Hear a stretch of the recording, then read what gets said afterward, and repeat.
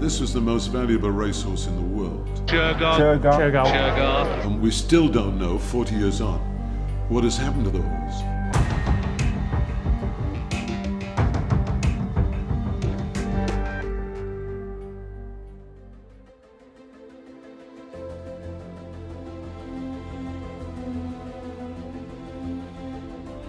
Shergar in the lead and clear for us with Bird, riding about, going for home. Shergar was the best. It was as simple as that. You know, we've had great Derby winners over the years, but there was only one Shergar. The 1981 Derby was very special because of Shergar in the race. And the race itself, stalls opened. The Derby start is incredible because it goes straight up. It's the first 2 furlongs is the height of Nelson's column. Shergar was always in a good position. And the white face of Shergar moves up to dispute the lead with Rigoretto. Shergar, Rigoretto. And when he took it up, Shergar went further and further and further away.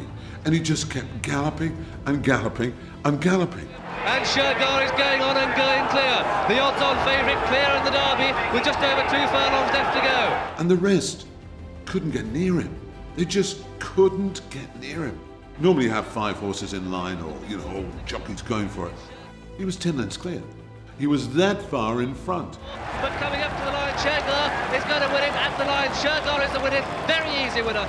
And it was just amazing. Everyone was almost stunned. We were cheering, obviously. There was a massive crowd here. You were always country. Well, I was just a passenger on a very good horse.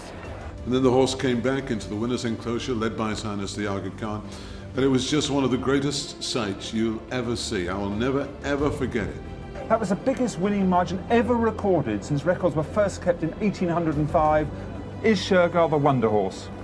He followed it up in the Irish Derby. Lester Pickett rode him that day. He followed up in the King George as well. And then he was syndicated to become a stallion. And he was then the world's most valuable horse. He was syndicated for £10 million, which in those days was probably like 60, 70, 80, 100 million now. And then he went over to Ireland. And then, of course, it all happened.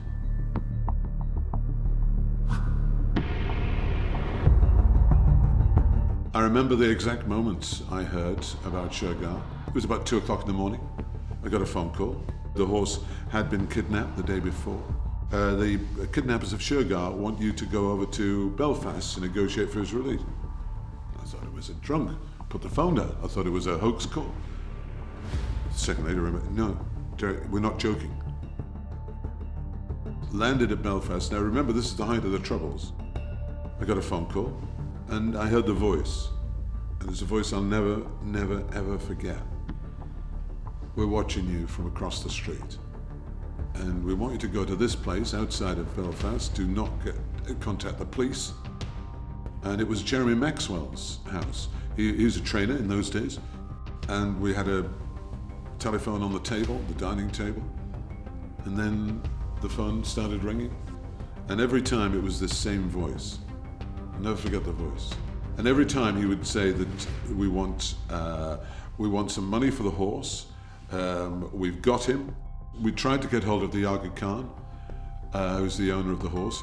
But the feeling was that they didn't want to pay anything. The phone goes at 10 to 7 in the morning, and it was the same voice, and the voice said quite simply, the horse has had an accident. He's dead. And the phone went dead. And then that's the last we heard of Shergar. It's so sad to think that this happened to this horse. And we still don't know, 40 years on, what has happened to the horse. I still wonder, and I can still feel it. Not just talk about it, I feel it. That's how, from the way he won the Derby, to the way we negotiated with the kidnappers, to what happened, you don't forget things like this. They will stay with me forever and ever. He was unique. Not many horses win the Derby by 10 lengths. Nobody's ever done it before. Nobody will probably ever do it again. I remember Shergar as the greatest ever winner of the greatest ever race. What a horse.